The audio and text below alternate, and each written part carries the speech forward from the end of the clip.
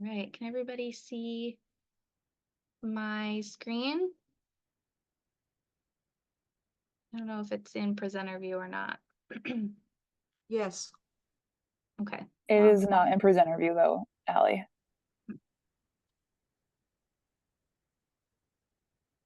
Great. Okay. Thank you. So welcome, folks. I'm Allie Lewis, coordinator with the Vermont Ag Water Quality Partnership. Thanks for joining us in our first of our winter 2024 Lunch and Learn Conservation webinar series.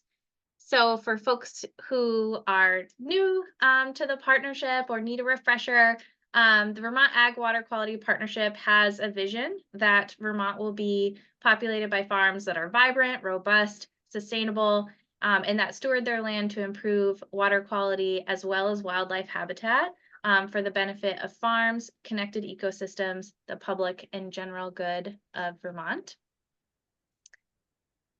Hello. Oops. It's okay. How are you doing? I'm sorry that we've been having trouble getting in touch with each other. Hang on. Let's see, mute. Okay. Sorry about that, everybody. All right. So the Vermont Ag Water Quality Partnership's purpose and mission is that we're improving ag water quality in Vermont by coordinating partner efforts to provide education, technical, and financial assistance to the farm community. And there's three overarching goals that we're trying to achieve in doing that. The first is that we want to improve water quality and wildlife habitat on all engaged farmland owner and operators' properties. We want to deliver technical and financial assistance in the most efficient and effective way and provide the best service experience possible for the landowner. And in case folks need a refresher, the organizations that are formally included in the partnership MOU include USDA, Natural Resource Conservation Service, the Farm Service Agency, the Agency of Natural Resources, Department of Environmental Conservation, Vermont Agency of Agriculture, Food and Markets, UVM Extension, Vermont Housing and Conservation Board, U.S. Fish and Wildlife Service, Lake Champlain Basin Program, and the VACD, Vermont Association of Conservation Districts, and the Natural Resource Conservation Districts. And with that, I would love to welcome Lauren, Jake, and Jennifer to introduce themselves, and then we'll dive into the presentation. So Lauren, do you want to go first? Sure. Hi, everyone. I'm Lauren Weston. I'm the district manager with the Franklin County Natural Resources Conservation District. My computer has decided that the video doesn't work anymore, so I'm on my phone and computer, and thanks for bearing with me today. Thank you. Jake? Good morning, everyone. My name is Jake Jacobs. I am with the White River NRCD office. My tasks there are basically to coordinate and oversee the farm teams program and to do some outreach related to risk management and crop insurance education. Thank you. Jennifer? Hi, everyone. Jennifer Byrne. I'm the district manager of the White River Natural Resource Conservation District. And I'm not sure that I'm really presenting today, but I'm here if you have any questions about the program that Jake presents on. Thank you. Okay, Lauren, do you want me to share? Okay. I think I've got it. You've got it. Yes. Great. All righty. I have two screens open, so I can actually see that it does look correct, which is always exciting. So hi, everyone. Again, I'm Lauren Weston. I manage the Franklin County Natural Resources Conservation District. And today we're here to talk about conservation districts and farm teams. So our agenda, I figured I would start with some of the NRCD's agricultural water quality services and resources, and then touch on what the conservation districts bring to the Vermont Ag Water Quality Partnership, and then gladly hand it off to Jake for farm teams. And so, in case you're unfamiliar with what Vermont's natural resources conservation districts do, I am going to read the slide. I apologize, but we connect people, organizations, and resources to steward our land and water resources for the future. We are rooted in communities, and those roots help to strengthen and support the environment. We help landowners make conservation practice decisions that change the landscape for people and the planet. And we are trusted and effective members of the agricultural and conservation community. Some things we are not part of the federal USDA NRCS, which I know a lot of people sometimes are confused by. We are our own things. When it comes to agricultural services, and again, districts have agricultural services and natural resources services and many, many other kind of areas of work. But for our agricultural services, it really does differ by district needs. So there's 14 conservation districts in Vermont, and each one does things a little bit differently based on the needs of their communities. It broadly, for across the whole state, does generally include technical assistance, program and grant navigation, farm teams, local working groups, and outreach and education. If you haven't yet been to an event hosted by your local conservation district, or if you haven't yet been to a local working group meeting, I strongly recommend that you get there soon. They're fun, and they're always full of really great information. When we say technical assistance, I know everybody on the call probably does some level of technical assistance with farmers. What most conservation districts do, and again, this does vary by district, we work with farmers to help them with soil and manure sampling. So we'll often be out walking the fields, grabbing their soil samples for them, delivering them to a lab to get tested, and then helping the farmer interpret those results. We can also help them with manure sampling, which again, all farms need to have a manure sample from every source, at least taken once per year, as well as with some nitrogen tests and forage and tissue tests. We've helped with those. Many of us do nutrient management planning assistance. And so that can look like developing new NMPs through the NMP class that UVM Extension hosts each year. Right around this time, actually, it's a 6-week course that we bring farmers through and set them up for success in. We will also help farmers update their nutrient management plans, sometimes annually, sometimes every 3 years. And that usually looks like going into their GoCrop account, and helping them put in their records from the previous year and make a plan for the coming year. We also do water quality technical assistance, land treatment planning, and conservation planning. And so some of that work is the land treatment planning that kind of falls under the NRCS categories that is required for NMP development. Some of us do conservation planning for farms, and districts, as well as the Vermont Association of Conservation Districts, also offer drones and GIS services. Sometimes too, we'll go and put on our partnership with the state hat, and we'll help with field verifications for the Agency of Ag for some of their FAP practices or other programs. And we'll also participate in conservation practice surveys, which is where we go and talk to a farmer and we ask if they're doing any conservation practices that basically the state doesn't know about because the state or the NRCS didn't fund. So if the farmer funded it themselves, we're trying to capture that benefit to the landscape. As I mentioned, we also do program and grant navigation for farmers. And so with program navigation, we help farmers identify what funding opportunities are appropriate for their goals. And that usually comes in the process of some whole farm planning and really making sure people understand their long-term goals, their business plan, and then what is a good fit for what they need to do next. We'll also help them actually write those grant proposals and fill out all the paperwork for programs with the state, with the feds, with private organizations, and the like. And then once they get that money, we help them with reporting as well.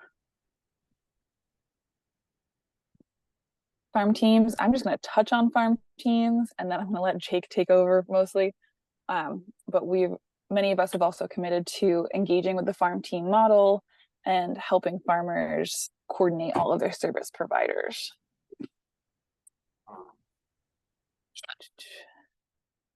As I mentioned earlier, we also run the local working groups, and this has really picked up over the last couple of years.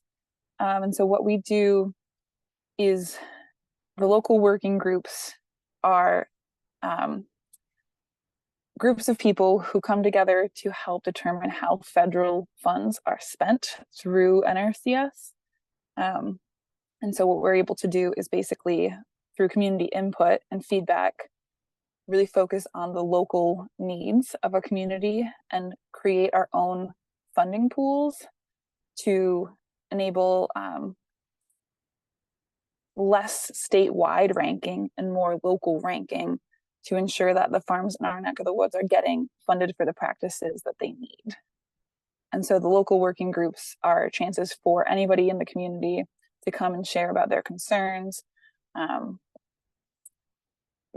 and celebrate their watershed and to say all the great things their farms are doing, and to really direct that funding from the ground level and really leverage that money.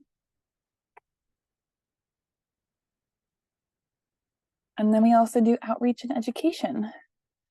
This looks a lot of different ways. I'm sure you've seen many of these things. We host workshops, some fun ones like birding on the farm, some less interesting ones, but very needed, like RAP regulations. We're definitely involved in a lot of partnerships that create space for folks to come and learn about a number of different things.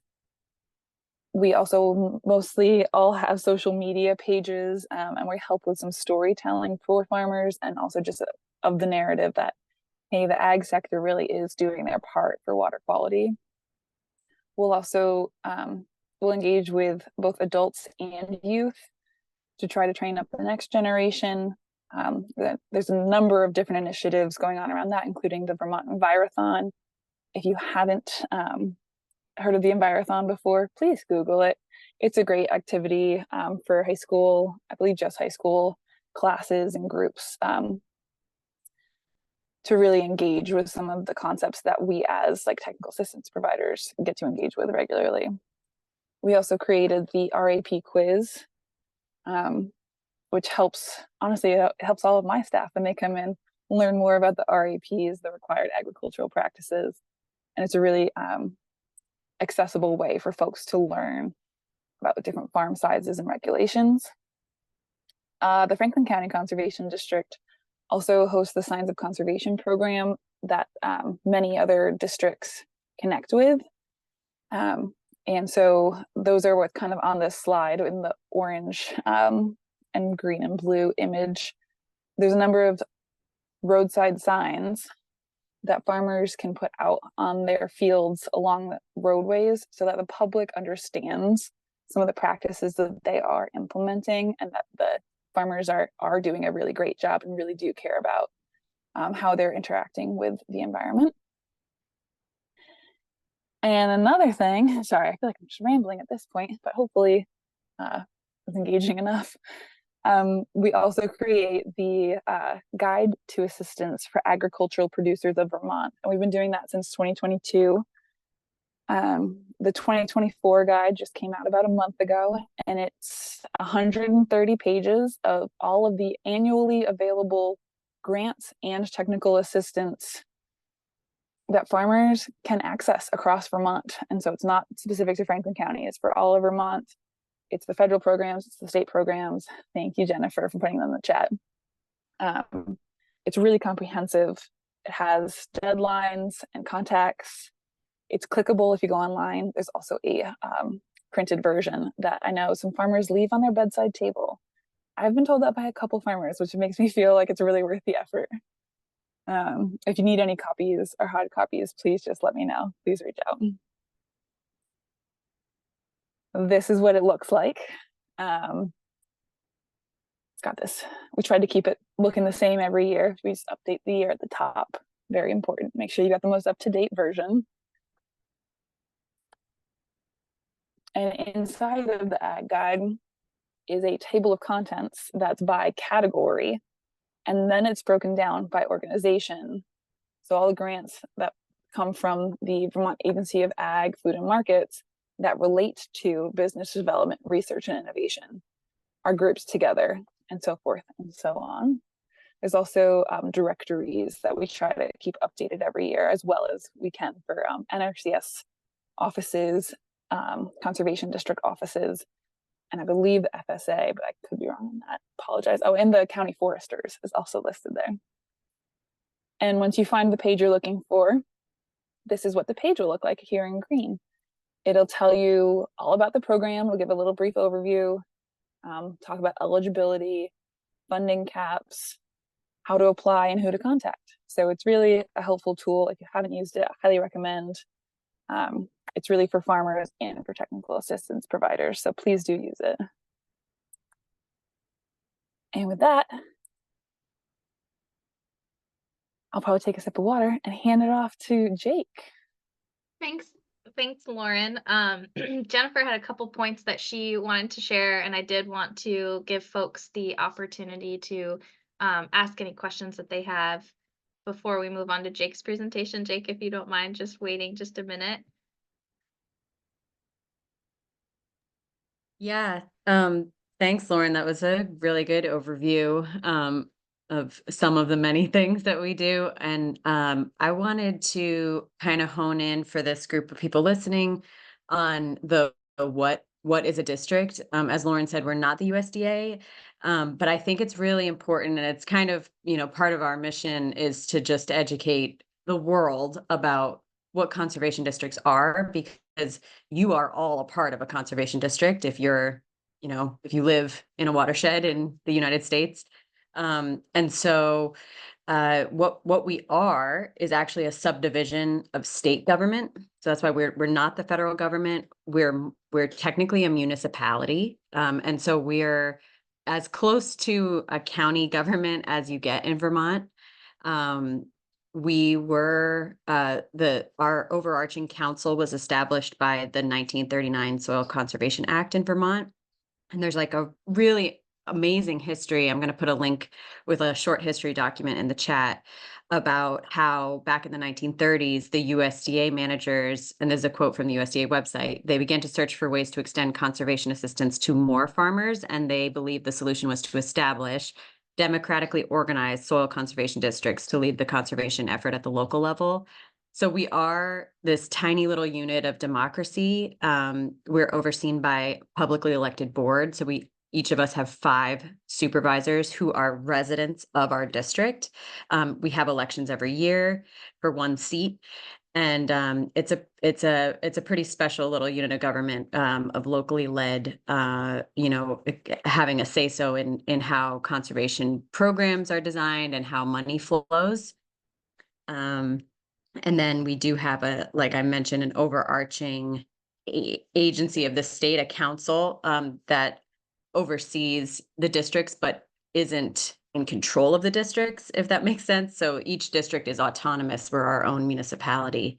And on our council right now sits the state extension director, a representative from Agency of Ag, a rep from ANR, and then 1 supervisor from each conservation district's union. So we have 6 unions throughout the state. That's actually not the correct makeup of council according to our statute. There's some extra people that are supposed to be on our council that just aren't. So that's something that it actually mimics almost to a T the representation on this Vermont Ag Water Quality Partnership. And so, yeah, this is sort of an underutilized, just kind of unknown piece, like fabric of our conservation infrastructure here that we really want to continue to uplift. So I just wanted to make that clear. And if anyone has questions, I have a lot of resources on this stuff that I'm going to put 2 things in the chat for you.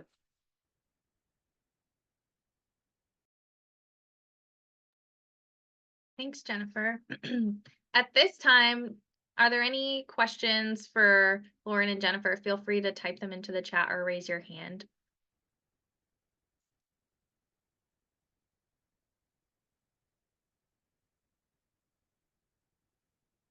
All right. Then we'll move on to Jake's presentation. Thank you.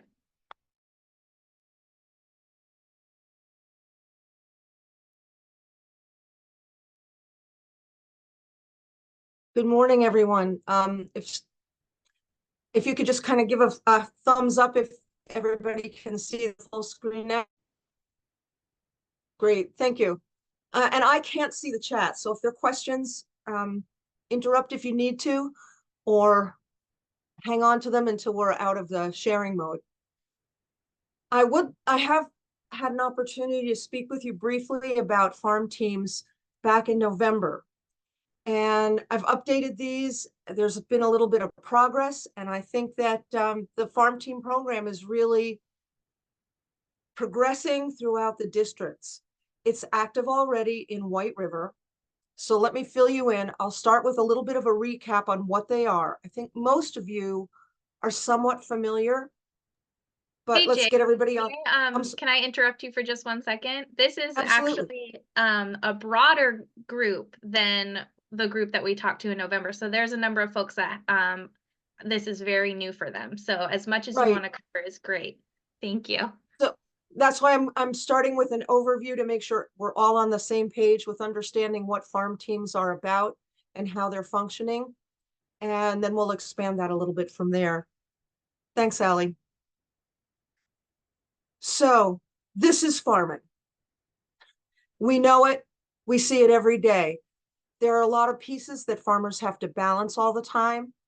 And there are definitely pieces that they have to keep in the air simultaneously. We may only see a small piece of what's happening on that particular operation, but you know that the farmer and their employees and their families have a lot more going on than we may be exposed to. So what's so good about farm teams? Well, farm teams basically support the decision-making and management processes of the farmer. It's a group of advisors. They work with the farmer on farm management issues, conservation planning, business planning, and basically problem solving and trying to come up with planning for the things that they're trying to do on their farm. The team members each come with a different area of expertise, and they provide their perspectives and their input, and they help the farmer set some priorities, make some changes, and hopefully institute some of these things on the farm.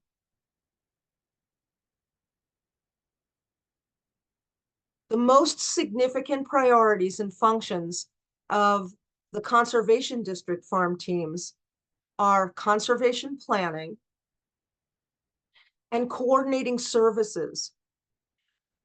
One of the things that is apparent to most of us when we're working with a farmer, we know that a technical advisor is not the only person providing input on that farm, especially when a farmer takes on a project, if they're making some kind of capital improvement or doing something that requires funding.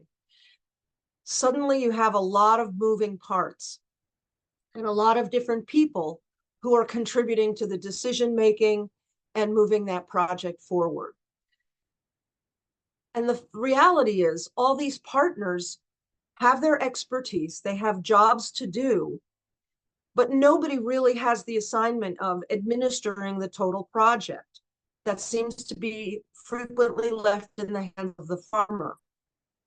And that's where the district personnel can step in and really be powerful assistance for that producer by contacting all of these different collaborators and partners and helping that move forward. This is a huge assistance to all the partners so that they don't have to be chasing down all these pieces and parts of information. Each team has a facilitator, and they go through a particular training so that they can be sure to know, how to operate these meetings and the pieces of facilitation. And they work with the farmer directly and then also coordinate the input from all the advisors and consultants. The regular members are usually people that the farmer is already working with.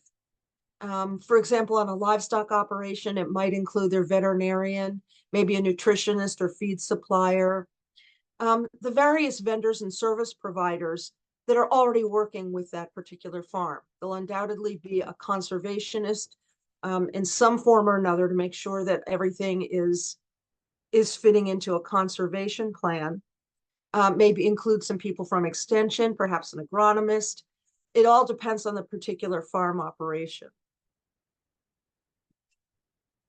But then, if a farmer is taking on a particular project, we know that then we're bringing in some additional people.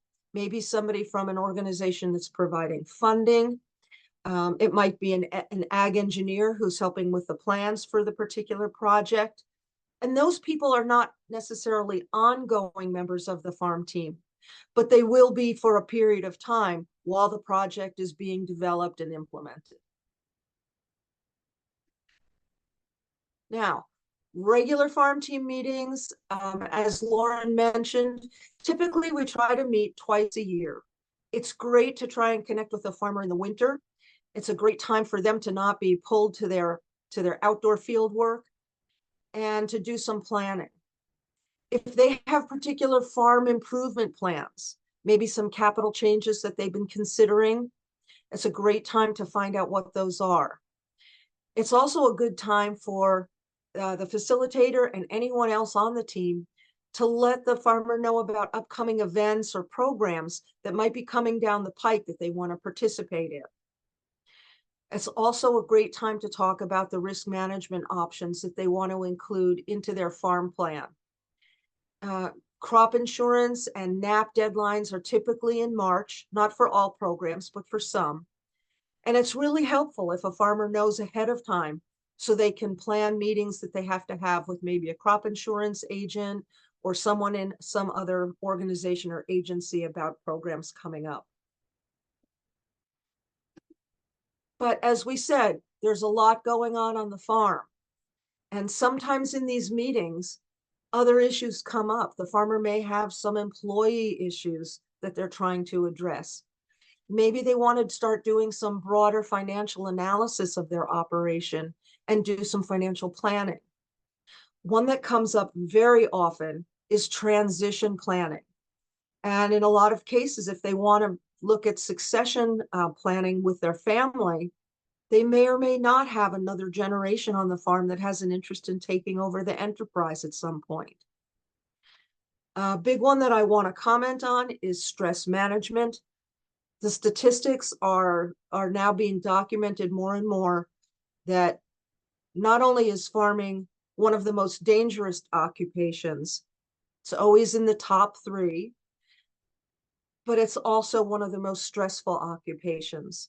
A little earlier, I popped into the chat a link to a survey that just came out this week for farmers in the Northeast region about stress.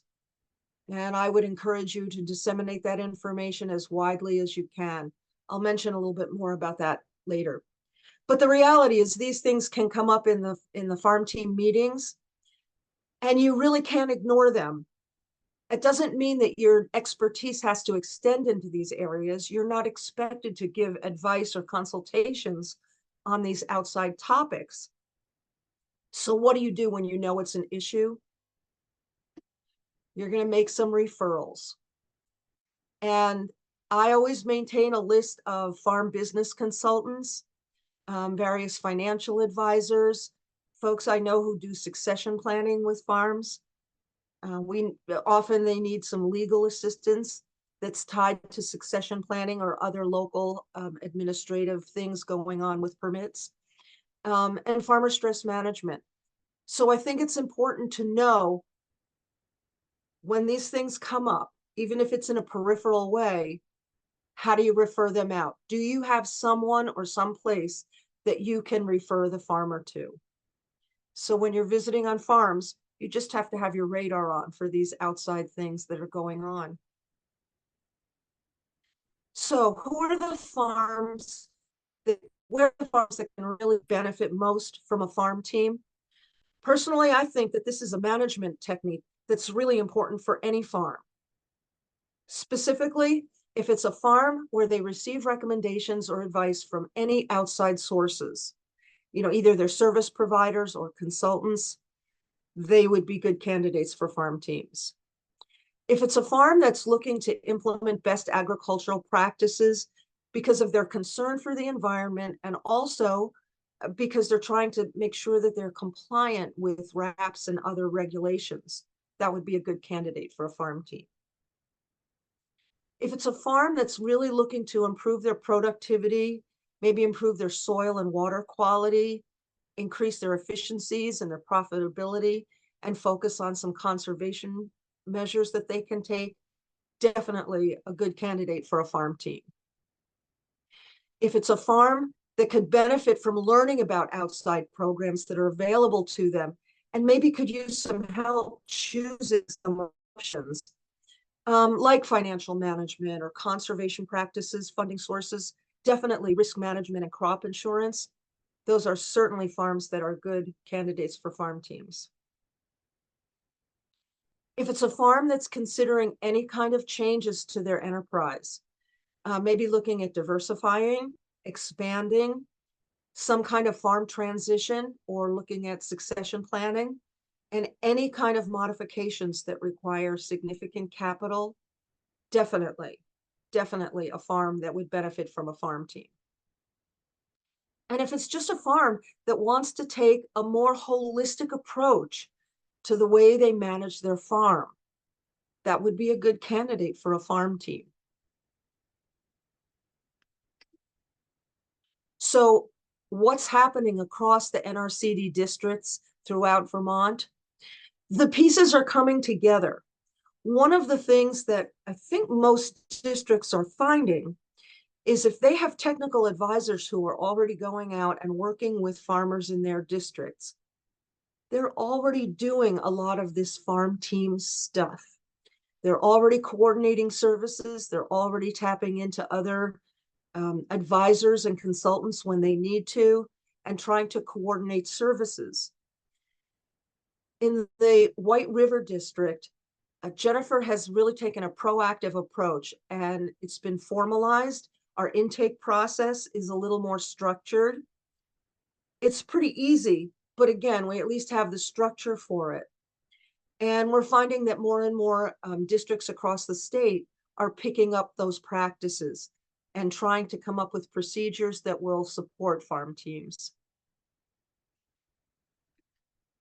If you were to go to the White River NRCD website and click on the services button, you'll get a drop-down menu where you'll find farm teams as one of the options there. And that includes some information about the program in fairly broad terms. And there's also a link to a farm team intake form. This intake form is the first step for a farmer to get enrolled. It's pretty straightforward, where they're telling you some basic information about who's on the farm and who do they work with. One of the critical pieces of this is it includes a section where the farmer is going to list out the various advisors and consultants and service providers that they're working with, who potentially could be part of their farm team. And it includes them signing off, giving us permission to have contact and interaction with those advisors. It's a really important piece. That's basically giving us permission for our communications with all those consultants. Once we receive this, then we're going to have an intake meeting. It might be in person. We found that by starting with a COVID experience, virtual works too. We can do it by phone.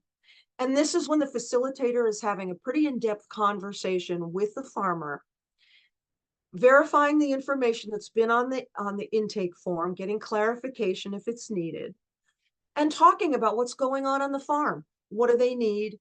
What's their status at the present time? What are they looking to do? What kind of plans are brewing?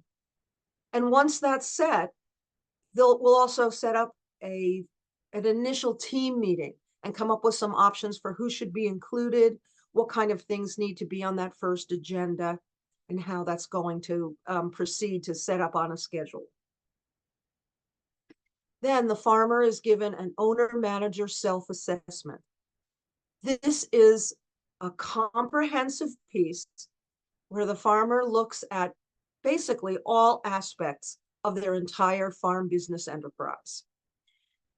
And it's a self-assessment because we want them to be critical of whatever is going on. They're going to connect this information back with their facilitator, maybe with the team, but it definitely helps to zero in on areas that maybe they hadn't considered, but may need some attention to improve the efficiencies and the functioning of their business.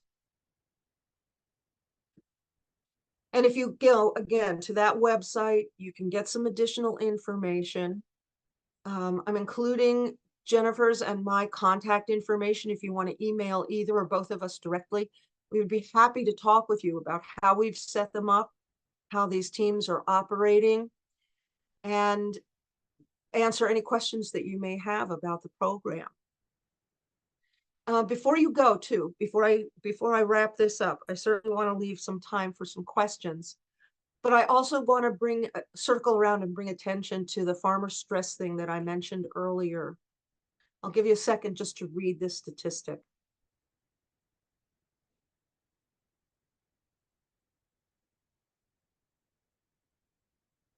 It's a pretty frightening rate. And increasing attention has been coming to farmer stress management in the last few years.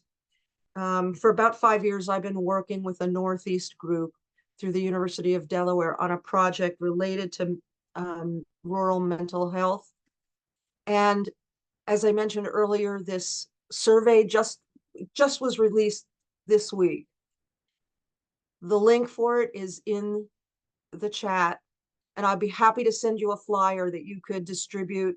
You know, bring it with you, hand it to a farmer when you're doing a visit on a farm. Bring it to any of the conferences that you may be doing. It's a short survey. It's only about 5 to 10 minutes. And a farmer who participates has the option of being in a raffle for a $50 gift certificate to Amazon after they've completed it. And it's open through the end of April. So I'll open it up to any questions.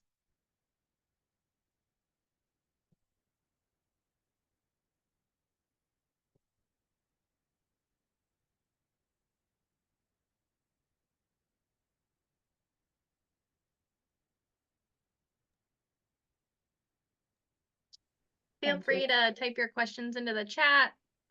Just turn on your video and ask your question or raise your hand. Thanks, Jake. That was a really informative presentation. I really appreciated all the mental health components that you included. That's not something Great, that thank you. Yeah, we see all the And time. I just encourage folks to reach out to Jennifer or myself, you know, if you want something more specific that you wanted to talk about that's not necessarily generic. Hi, Jake. This is Sonia from the Agency of Agriculture. Hi, Sonia. Hi. I'm curious, kind of from the perspective of like another, organization working with farms or whatever, if a farm that, we're working with is enrolled in this farm team model, what would that look like in terms of our interactions with the farm, and what are we being, called in to support, and both within the like farm team meeting and kind of the interactions that we might have throughout the rest of the year? That's a great question. Depending on what your input is and how regularly you're seeing this particular producer, you may have ongoing consultations and visits with them. And we're not trying to interrupt that. We just want to make sure that that information is being coordinated with anybody else who may have overlap. We know that there are a few different organizations, for example, that do nutrient management plans. So if a farmer is already working with somebody on a nutrient management plan, we don't want to invite somebody else to do it if they're already set on that. Does that make sense? We don't want to have an overlap of of things, farmers in Vermont get contacted by many organization and agency people.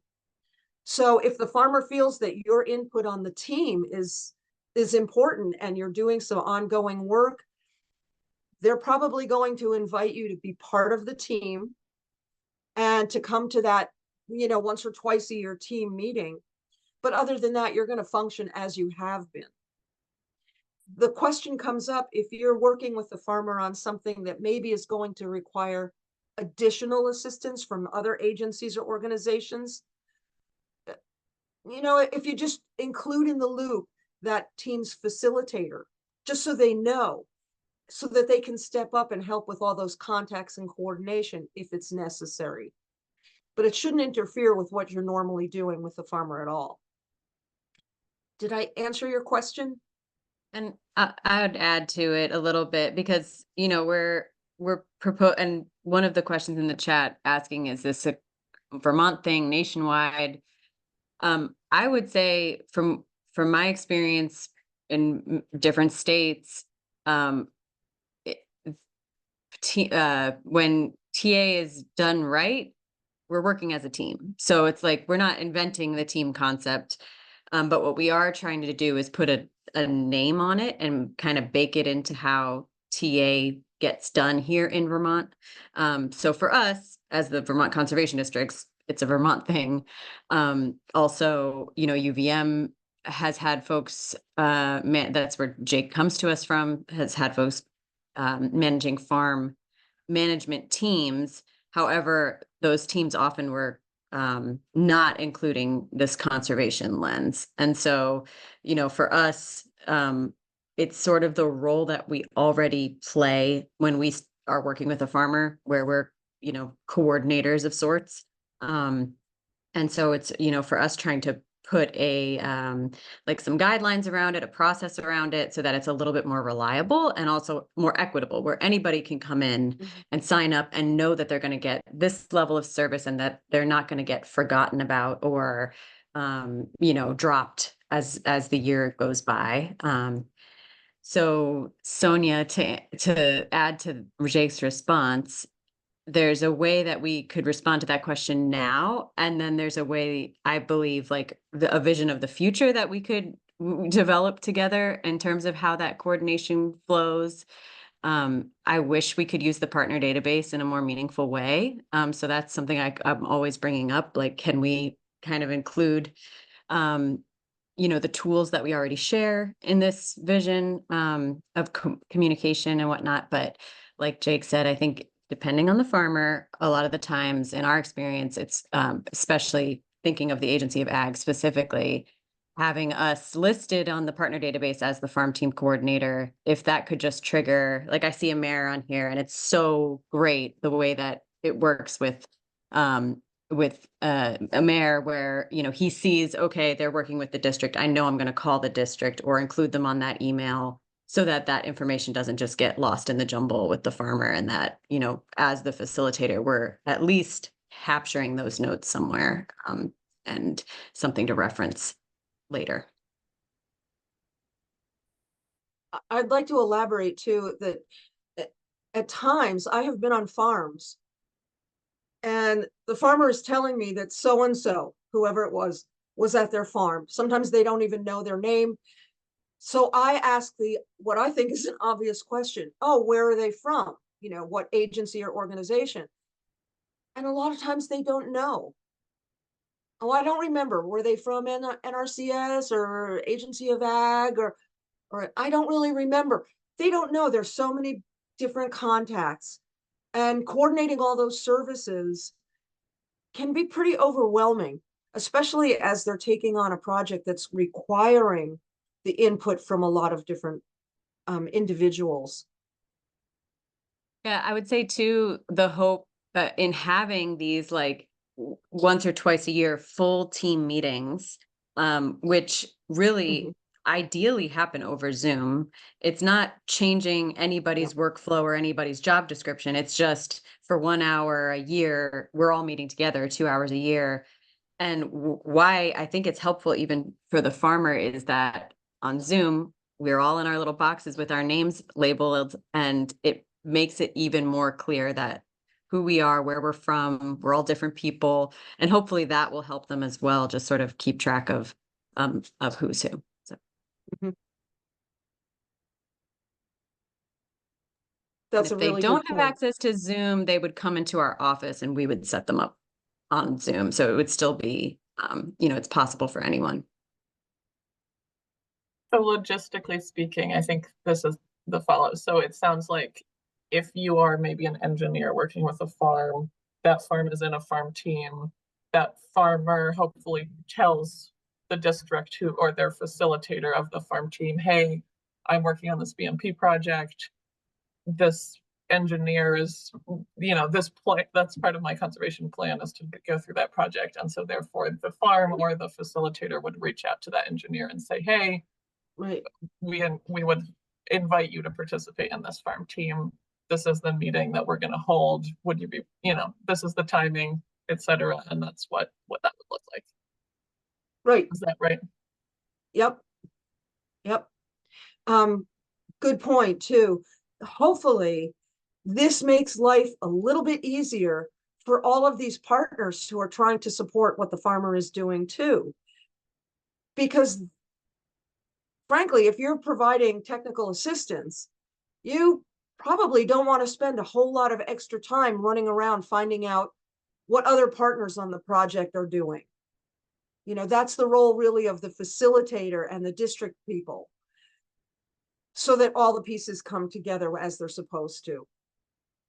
Hopefully it makes their job, the job of all of these various consultants and advisors easier. I'm just sharing our intake form, which does exactly that. It asks for the service providers they're working on. It then gives us, their permission to contact people on their behalf. And then this is something that would then be shared with all the people that the farmer lists, and anyone who's added along the way. I'm going to take one little sidestep too. I want to respond to a question that came into the chat from Avery. Avery made a point about Farm First. Do folks know about that? Just the quickest scenario on it. Farm First actually is through the Agency of Ag, and they have lots of support programs in place for a farmer who is dealing with stress issues, including a peer network, as well as contacts with counselors and other more diverse services for mental health. And I'll throw this over to Allie. Maybe sometime we would like to have a session just on farmer stress management services, or maybe a session on all of these referrals that I mentioned in presenting the slides. There are a lot of resources that you could pass along to a farmer through your farm team. You're not necessarily the consultant or advisor, but if you see the need, it's nice when you can say, here's somebody you can contact. But yes, Allie, Farm First is a fabulous resource. And actually their new peer network program is starting to be modeled in some other New England states. It's very innovative and they're doing a great job.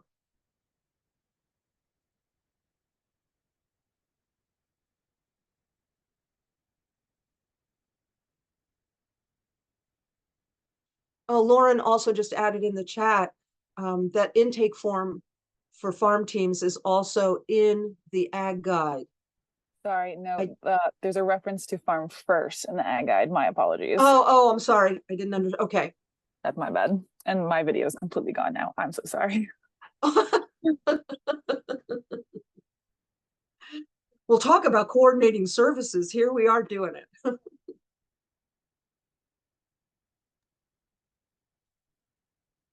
I have another question.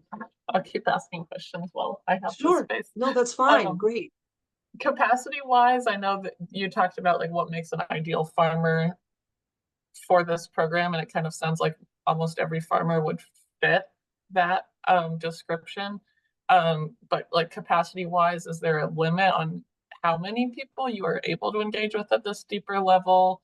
And kind of what's the plan for the folks who aren't in this system? Of course, each district has different numbers of employees. So I'm going to ask Jennifer, maybe you'd like to comment on that. We've had a number of conversations about capacity. Yeah, and we're coordinating as districts around that.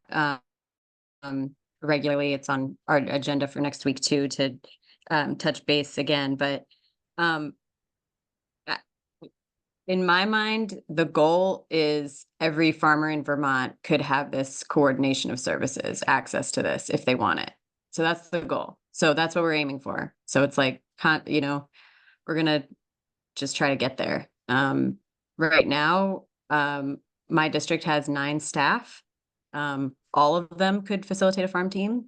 We don't want any one person to have, 50 teams, but one person, I think very reasonably could coordinate 5 in addition to their other duties, for now. So, I'm definitely looking to service a good number of farms this year and next year. And yeah, I can't, speak for other districts in terms of their capacity, but it's building, and it makes our work a lot easier, and we can be way more efficient when it's done this way, as opposed to, kind of ad hoc, at random, last minute type of coordination of services, which is how things usually wind up on our desk.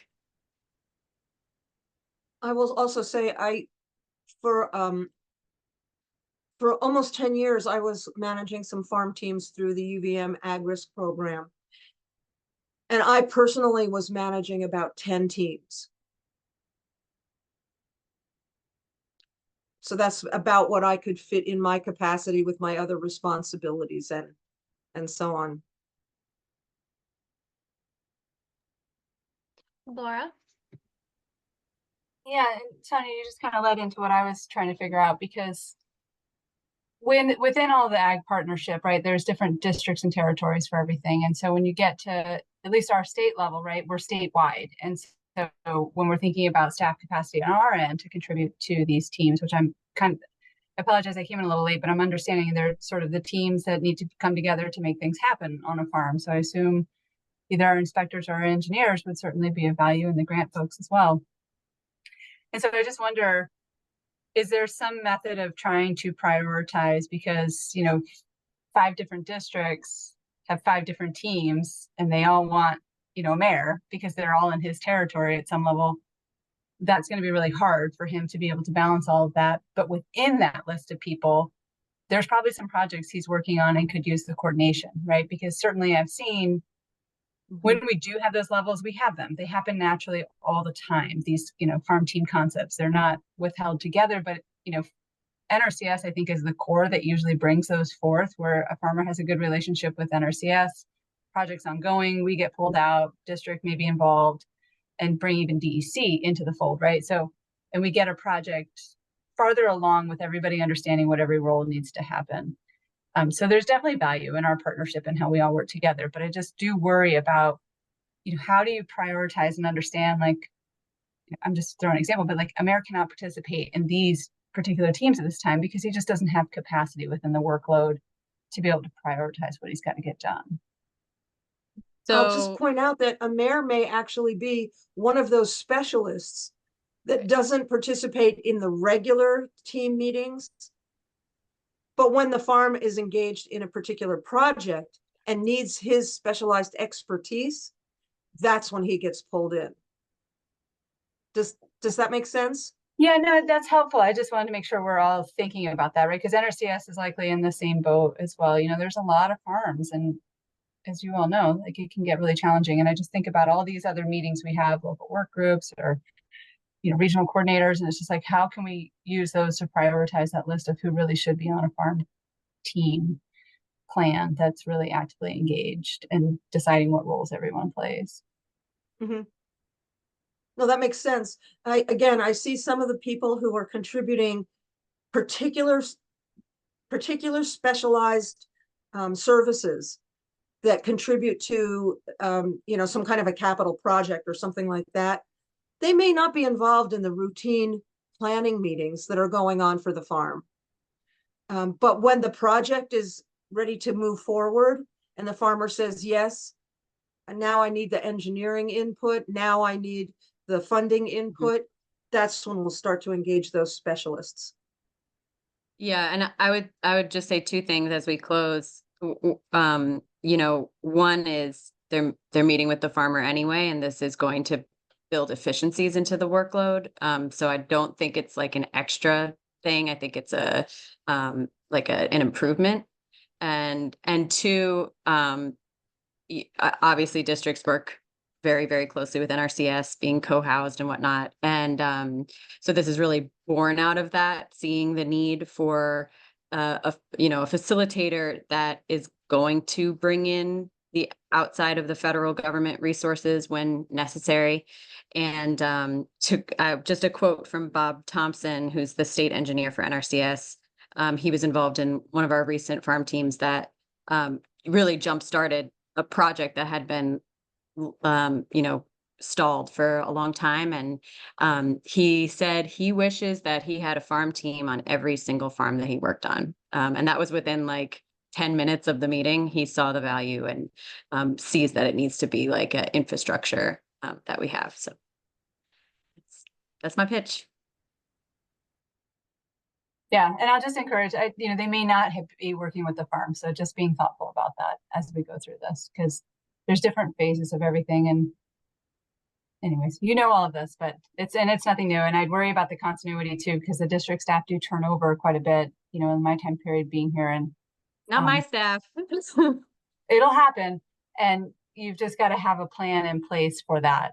Which is why we believe in this infrastructure, because we will have the record, and it actually doesn't matter as much if a farm team facilitator comes and goes. It's actually built for that. That's definitely one of the advantages of a farm team, that the farm team exists despite those kinds of changes. So good point, Laura. Really good point. Sorry, I'll just throw one more thing. We also shuffle our territories so that we're not prioritizing or having relationships built too deeply in some level with regulatory stuff. So there's also that shift that will naturally happen, just as a FYI.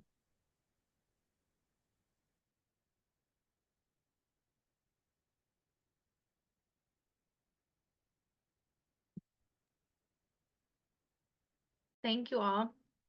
I know we're just about out of time here. So I wanted to thank everybody for joining us. This has been a great turnout, and I'll be sharing the recording as well as the resources in the newsletter that's coming out, as well as all the upcoming events. And if you haven't had a chance, please complete the survey to let us know your feedback, any additional items we can help support you on or get you more information about. And a huge thank you to Lauren, Jake, and Jennifer for this incredibly informative presentation. And I will be sure to include their email in the recording information, so you can reach out to them anytime. Thanks so much, Allie. Thank you.